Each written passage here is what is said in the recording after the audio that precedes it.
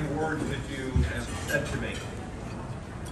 It is quite humbling to be with this amazing group of freedom fighters who care so deeply about a cause that they're prepared to take their time and devote their resources to fighting for the freedom of people who simply need our help and will one day be successful at achieving that outcome. I believe it with all of my heart.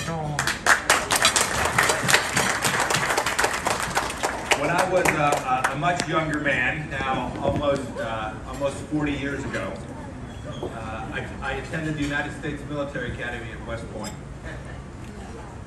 There were two things that I knew when I showed up, but that I learned even more while I was a cadet.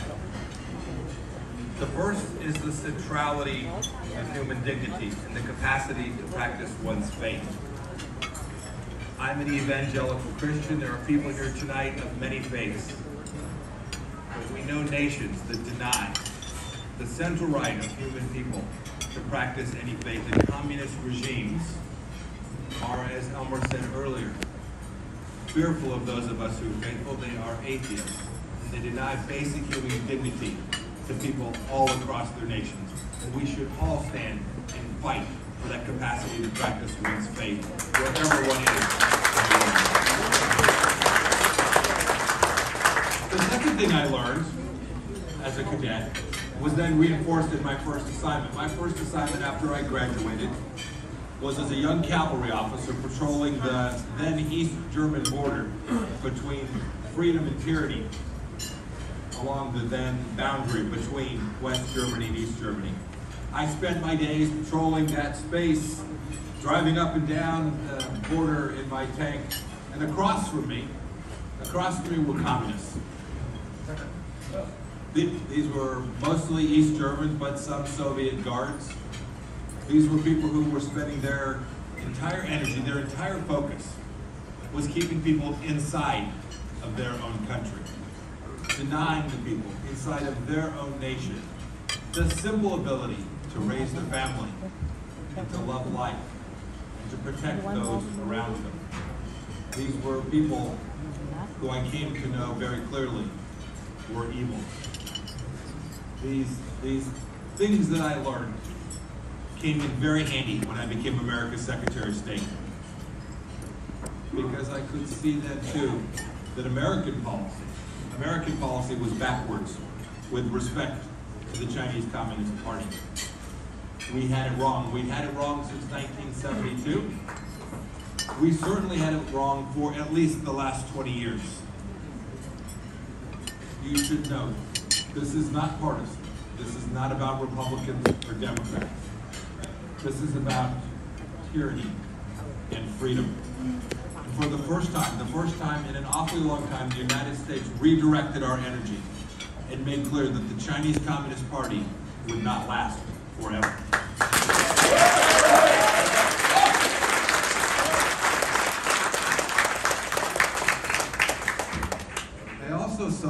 I also saw a set of leaders in the Chinese Communist Party that had tremendous power, but also feared people like you.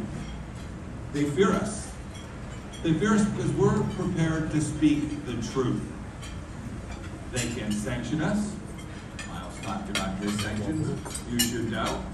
I was sanctioned too. My soon-to-be daughter-in-law, my son's getting married in the beginning of next year, called me and said, "Mr. Pompeo, am I marrying into the sanctions regime?" I told her yes. She said, "I'm still in." We're prepared to speak the basic truth about human dignity and kindness, and the fact that each life is special.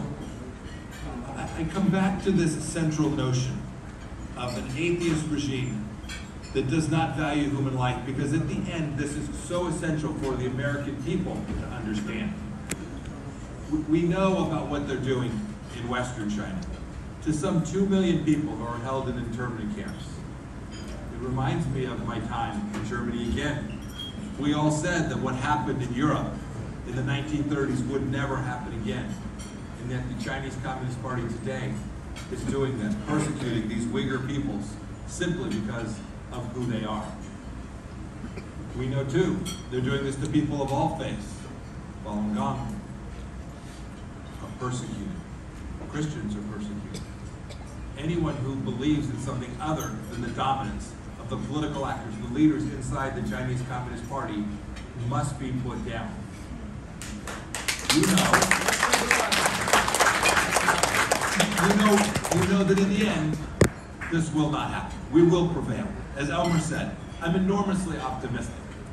It is often very dark before we get to the right place, but I believe the world is on the right track now.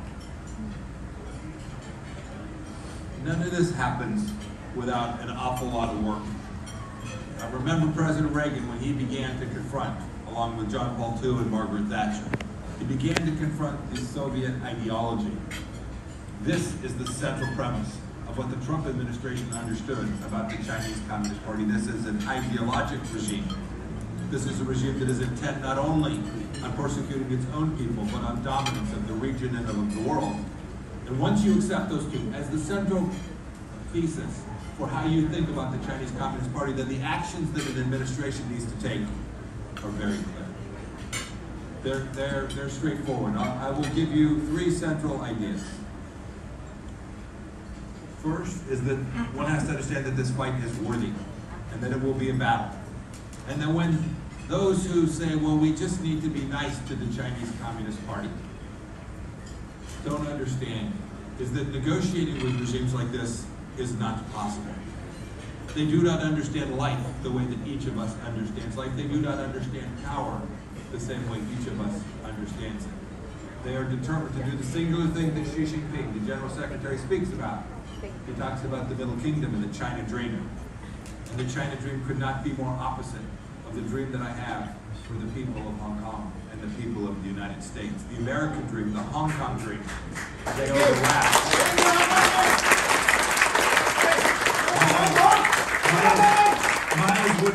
Miles would remind me that when the people in Hong Kong were in their most difficult moment, that they waved American flags. They're counting on the United States of America. They're counting on people like you to continue to speak candidly about the threats that are posed to them.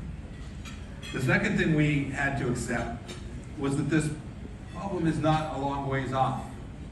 And when I say that, I don't just mean a long ways off in the future. I mean it's right on top of us. It's here. It's inside the United States of America today. And so we had to first make the case here in our country of the evils of the Chinese Communist Party and the greatness of the Chinese people, 1 billion plus strong, who want nothing more than freedom for themselves. We made that case. We made that case fearlessly. We never failed when the people of Hong Kong stood up to remind Americans that they were in the right and that the authoritarian regime was in the wrong. And we never failed when we found that there was a massive spy ring being operated inside the United States, that we were prepared to take real risks by closing a consulate in Houston, Texas. This had been known for a long time, but no administration was prepared to actually shut down what the Chinese Communist Party was doing inside of our own country. I gave a number of remarks dealing with the Chinese Communist Party during my 1,000 days as Secretary of State. There are two that I want to speak to in the context of how we thought about this problem set. The first was a set of remarks that I gave at a meeting of all the American governors, the National Governors Association, my team. And when I speak about the Trump administration and the work that we did, you should know I had a fantastic team. Leaders like Miles Hughes, people like Keith Kroc and Meng Chen, a woman named Mary Kissel, a group of people who understood the tyranny of communism and were prepared to help me prosecute that effort. I went that day, I learned that the governors were all going to be in Washington, and I asked for 20 minutes to speak. They gave me 20 minutes on a Saturday afternoon. So by the time I get into the room, there are probably 40 of our nation's governors. They're Democrats and Republicans alike. They're frankly not paying much attention to America's Secretary of State. They're governors. They have many problems at home in their own communities, in their own states. What do I need to know about foreign policy? I said several things to them. One of them is that you should know that your pension funds are investing in weapons of war that may one day kill American citizens. you should think long and hard about investing inside of China when the Communist Party is using the proceeds of hard-earned dollars that were made by Americans and invested in their retirement to build out the Chinese military apparatus. The second thing I told them is, you should know the Chinese Communist Party wants you. This finally got their attention. They were truly, it was quite fascinating to watch the audience. I had managed to get declassified a report which spoke to the Chinese Communist Party's efforts to influence governors across the United States of America. These were deep influence operations. And the document that I got unclassified had a rating system. It was a table that demarcated for every governor whether they were a friend of China, a foe of China, or if they were being worked on. When I shared that fact that this document would be released as soon as my remarks were over, every one of them went to their cell phone to say to their chief of staff, I need a copy of that document. You know, it's a bit funny, but the truth of the matter is, you know it's true. You know that the Chinese Communist Party is operating right where we sit tonight. It wouldn't surprise me if they're sitting right outside of this restaurant this evening. It wouldn't surprise me at all if they were at a county commission meeting in every county in California this past week. It would not surprise me at all if they were walking the halls of every state legislature all across America. The second pillar, which I referred to, was the fact that we need to acknowledge that the Chinese Communist Party is intent on winning the information battle here at home. We need to bring all of America's tools to bear to prevent that from taking place.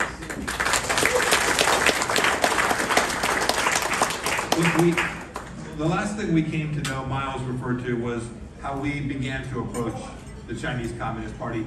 We shorthanded it, we called it distrust but verify, playing off Reagan's policy of trust but verify with the Soviet Union.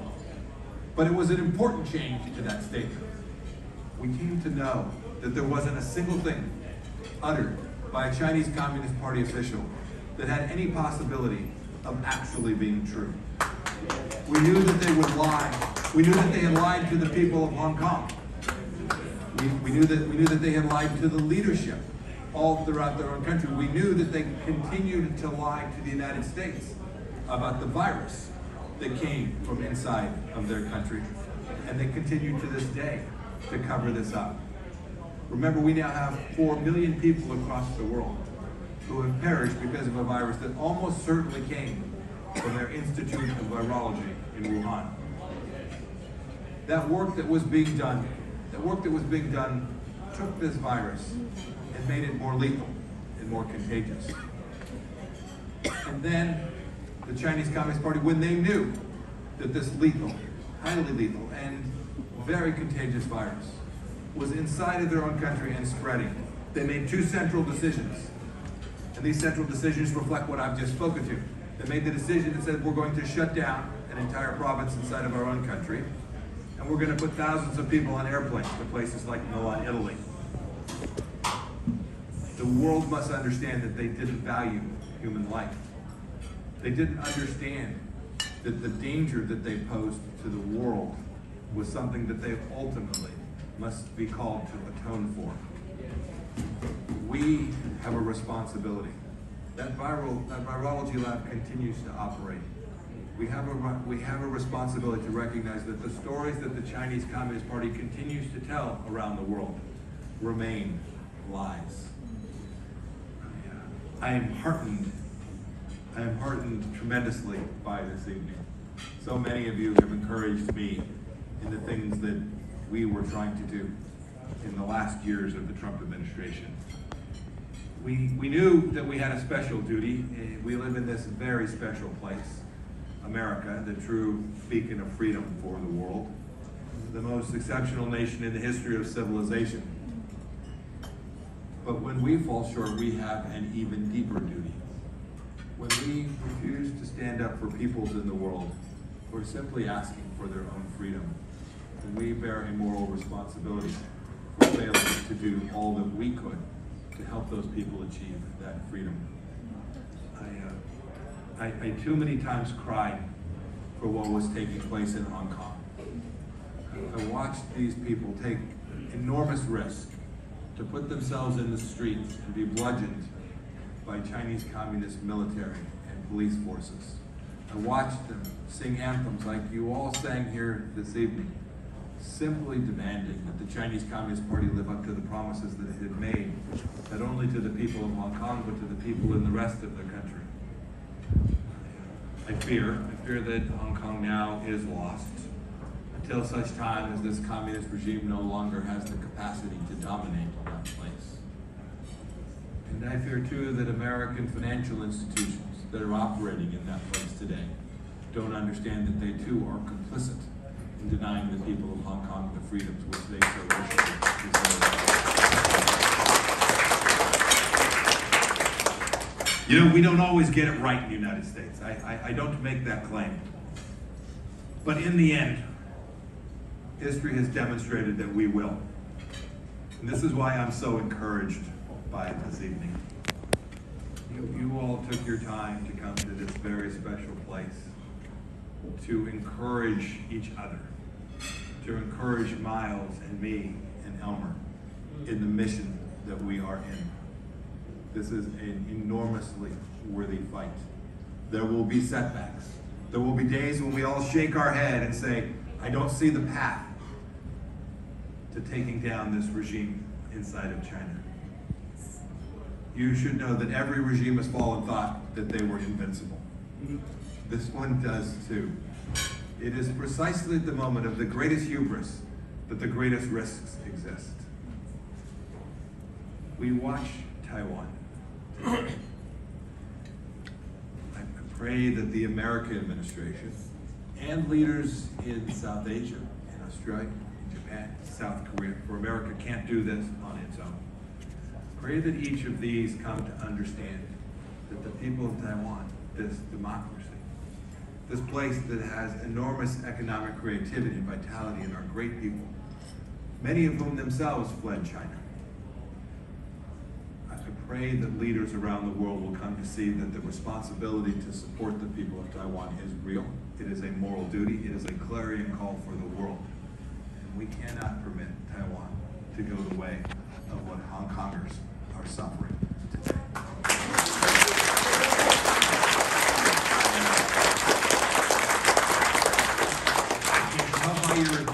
I can tell by your enthusiasm you all are going to keep crushing it. I'm counting on you. You should know that every American leader who served in our administration, who worked not only to close the consulate in Houston, to declare that genocide was taking place in Western China, to deliver a framework and speak about the evils of Chinese Communist Party's efforts with Huawei and the technology that they've stolen and the jobs that they have destroyed all across the world, and the imposition they have made through this crazy thing called the Belt and Road Initiative in countries all across the world, that every one of those folks who worked in our administration can hear your voices as well, because it will encourage them to stay in the fight. In the end, every good battle about the way we treat each other as human beings is won with the moral courage and clarity that I have experienced here this evening. Thank you for that. God bless you.